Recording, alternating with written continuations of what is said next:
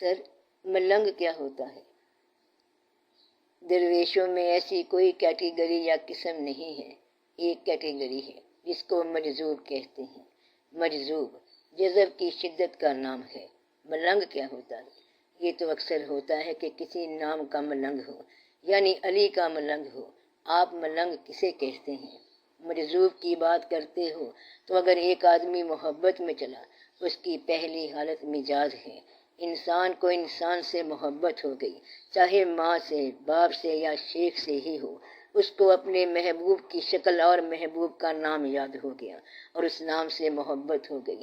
کچھ عرصے بعد محبت جب شدت اختیار کر گئی تو ایسی اسٹیج آ گئی جب طالب مطلوب کے پاس سے پہچانے بغیر گزر جاتا ہے، یعنی کہ مطلوب کی طلب اتنی شدید تھی کہ وہ حدود سے نکل گیا اور اس مقام پر جا پہنچا جہاں اس کو اپنا ہوش بھی نہ رہا۔ محبت میں ایسا مقام آ گیا کہ اس کو محبوب کا نام بھی یاد نہ رہا اور نہ اپنا نام یاد رہا۔ محبت میں چلتے چلتے انسان سراپائے محبت ہو گیا۔ اس کو آپ یوں کہہ سکتے ہیں کہ قطرہ دریا سمندر میں جا کر مل گیا۔ اگر قطرہ دریا میں مل گیا تو پھر اسے پتہ نہیں چلتا کہ میرا نام کیا ہے۔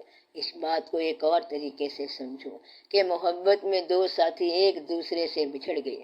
ایک ساتھی چلتے چلتے دعا کے ذریعے یا کسی فقیر کے ذریعے کسی اور منزل پر پہنچ گیا۔ اب پہلی منزل اس کے ہاتھ سے نکل گئی۔ اگر دوسری منزل نے اس شخص کو مکمل طور پر نہ تھاما تو وہ شخص گر کے ملنگ یا مجذوب ہو جائے گا۔ اب حال یہ ہے کہ وہ شخص پہلے مقام سے تو نکل گیا مگر اگلے مقام نے اسے جگہ نہ دی یا جگہ دے کے چھوڑ دیا۔ اس نے اپنا بنا کے چھوڑ دیا۔ کیا اسیری ہے، کیا رہائی ہے، یہ ہے مجذوب کا مقام۔ اس بات کو یوں بھی سمجھ سکتے ہیں کہ انسان اللہ کے پاس آیا، اللہ نے کہا جاؤ، وہ چل پڑا، فراق شروع ہو گیا۔ اب انسان دنیا سے اللہ کو چٹھیاں لکھتا رہا ہے کہ جدائی ہے، فراق ہے۔ ایسے شخص کو اللہ جواب دیتا رہتا ہے۔ انسان اللہ کی باتیں کرتا ہے، اللہ انسان کی باتیں کرتا ہے۔ ایک دن وصال ہو جاتا ہے۔ وصال اس مقام پر ہوگا جہاں پر فراق ہو، اور یہ سفر مکمل سفر ہے۔ جب کسی کو راستے میں کہیں الجھن ہو جاتی ہے یا سفر کٹ جاتا ہے یا انسان فراموش کر بیٹھتا ہے، وہاں پر وہ شخص مجذوب ہو جاتا ہے۔ تو مجذوب کا معنی ہے شدت جذبات۔ جذبات کی شدت اتنی زیادہ ہو جاتی ہے کہ انسان ہوش سے بیگانہ ہو جاتا ہے۔ جو ہوش سے بیگانہ ہو جاتا ہے اسے نہ اپنا نام یاد رہتا ہے نہ کسی اور کا۔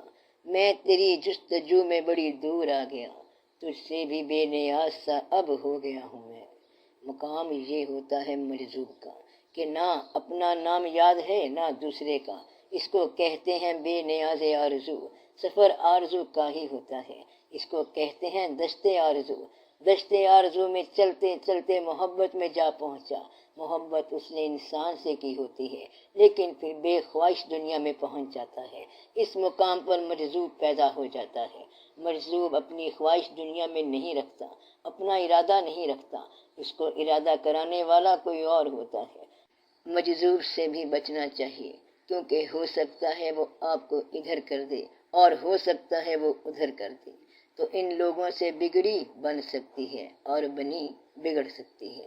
ایک ایسے بھی مجذوب تھے کہ جن کے پاس کوئی جاتا تو سب سے پہلے وہ گالیاں شروع کر دیتے، پھر مارنا بھی شروع کر دیتے تھے، اور اگر مار کے دوران انسان کچھ کہتا تو پھر اس کا کام خراب ہو جاتا تھا۔ یہ بزرگ مری کے پاس رہتے تھے اور ان کا نام تھا لال بادشاہ۔ ان کے ایسے ایسے واقعات ہیں کہ جو بیان سے بھی باہر ہیں۔ اب یہ ان کا مزاج تھا۔ بعض اوقات مجذوب ہوش میں بھی آ جاتا ہے۔ اب مجذوب کو ہوش میں لانے والا بھی وہی ہے جو اس کو بے ہوش کرنے والا ہے۔ مجذوب کا مقام وہ مقام ہے جہاں مذاہب مل جاتے ہیں۔ یہ بہت مشکل مقام ہے، اس میں صرف توحید رہ جاتی ہے۔ یہ کیا مقام ہے، کیسے ہوتا ہے، کیسے بنتا ہے، یہ سب باتیں چھوڑ دو، بس مجذوب ہوتا ہے۔ یہ فنا کا مقام ہے اور یہ بقا کے مسافر ہوتے ہیں۔ وہ اپنا سینہ چاک کر کے آتے ہیں اور اپنا نام گم کر کے آتے ہیں۔ انہیں نہ اپنا نام آتا ہے اور نہ کسی اور کا، نہ ان کی کوئی خواہش ہوتی ہے، نہ کوئی پروگرام ہوتا ہے، نہ کوئی نظام ہوتا ہے۔ تو مجذوب بھی ہوتا ہے، صاحب حال بھی ہوتا ہے اور صاحب واردات بھی ہوتا ہے۔ کبھی کبھی اس کو اختیار بھی دیا جاتا ہے اور پھر یہ کہتا ہے کہ حکومت بدل دو، چوپٹ کر کے رکھ دیتا ہے۔ یہ اس کے مزاج کی مرضی ہوتی ہے کہ کبھی ادھر کر دے اور کبھی ادھر کر دے۔ آپ کے ملک میں ایسا ہوتا رہتا ہے، کبھی کسی کا مزاج آ جاتا ہے اور کبھی کسی کا مزاج آ جاتا ہے۔ متوازن مزاج ذرا کم ہی آتا ہے۔ ایک حکومت آتی ہے تو اس کے مخالف کہتے ہیں کہ ہم اس کو ختم کر کے ہی دم لیں گے۔ لوگ کہتے ہیں کہ پہلے ہمارے کام کرو، مگر یہ کہتے ہیں کہ پہلے ہم مخالف کا کام تمام کر لیں۔ حکومت کو چاہیے کہ لوگوں کے کام کرے۔ لوگ بڑے جج ہوتے ہیں، جو بہتر ہوگا وہ حکومت میں رہے گا۔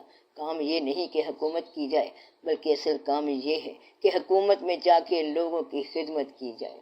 اگر حکومت یہ کہہ دے کہ بجلی کے بل میں 25 پیسے فی یونٹ کمی ہو جائے گی تو لوگ اس کو دراز عمر کی دعا دیں گے۔ دونوں پارٹیوں کے پاس بڑا پیسہ ہے اور حکومت اور اپوزیشن دونوں بڑے قوی ہیں، اور غریب آدمی اس انتظار میں ہے کہ مہنگائی کم ہو تو اسے روٹی مل سکے۔ اس لیے پیچھے کوئی مجذوب بیٹھ کے واقعہ کرتا رہتا ہے۔ جب کوئی اچھا سا روحانی نظام آ جائے تو حالات متوازن ہو جاتے ہیں کہ ایک آدمی آیا اور اپنا کام کر گیا، جیسے قائد اعظم، یعنی کہ ہندو اکثریت کے اندر بے ہتھیار مسلمان اقلیت نے ملک کریٹ کر لیا، اور بڑی بات تھی۔ اور پھر اتنا بڑا واقعہ ہو گیا کہ ملک ٹوٹ گیا، اور آپ کو ابھی تک چین نہیں ہے۔ پچھلا دور گزر گیا، بھٹو صاحب فوت ہو گئے، ضیاء صاحب بھی چلے گئے، مگر تم یہ کہتے جا رہے ہو کہ بھٹو نے کیا یہ تھا اور ضیاء نے یہ کیا تھا۔ تم یہ دیکھو کہ تم خود کیا کر رہے ہو۔ دونوں چین سے نہیں بیٹھ رہے۔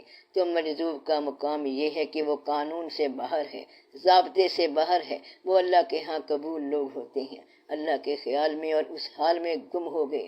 اس کو یوں سمجھ لو کہ تیری یاد میں ہوا جب سے گم، تیرے گم شدہ کا یہ حال ہے کہ نہ دور ہے نہ قریب ہے، نہ فراق ہے نہ وصال ہے۔ بس وہ مقام ہوتا ہے مجذوب کا، نہ قریب ہے نہ دور ہے، نہ اپنا ہے نہ بیگانہ ہے۔ شہر غرق ہو گیا تو اس کو پرواہ نہیں، 4 شہر اور آباد ہو جائیں تو اس کو پرواہ نہیں۔ اس کے پاس عنان حکومت نہیں ہونی چاہیے، کبھی کبھی ہو بھی جاتی ہے۔